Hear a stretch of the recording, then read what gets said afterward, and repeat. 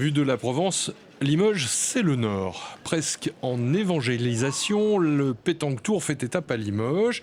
Et s'il vous plaît, avec 3 joueurs ayant porté à plusieurs reprises la pétanque au plus haut niveau, c'est-à-dire les titres mondiaux. La pétanque, c'est et un sport loisir et aussi une compétition de haut niveau.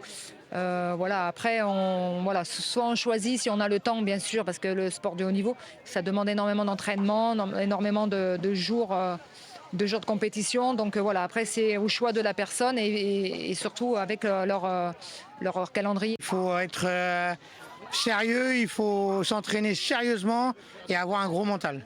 Des tournois tous les week-ends de moindre importance ou très importants selon le nombre d'équipes et qui organise. Et il y a moyen de faire ça sérieusement comme tout autre sport. Cette animation est ouverte à tous, y compris aux scolaires, assez motivés par le jeu. Qui vous a amené à la pétanque ? Le hasard complet. J'étais en handball et en fait ma sœur était dans un centre aéré, elle avait une section pétanque. Je suis allée à cette section pétanque et j'en suis pas ressortie. Associée au Midi, la pétanque rayonne pourtant partout en France. La pétanque a été née en 1907 à La Ciotat, mais après ça se joue de partout en France. Et il y a eu beaucoup de champions aussi ailleurs que dans le sud et c'est ça qui fait le charme de la pétanque. J'aime le jeu, donc voilà, j'aime retrouver les copines aussi. On est de différents départements, on se voit des fois que l'été.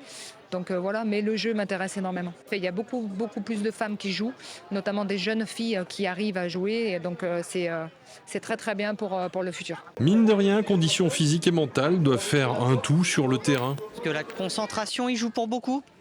Concentration, stratégie, et puis il faut un petit peu d'adresse au départ que l'on peut travailler avec l'entraînement. Avec beaucoup d'entraînement, beaucoup de compétitions, beaucoup de championnats. Et puis après d'avoir gagné les championnats de France ou de monde, après on arrive à être du haut niveau et on se régale.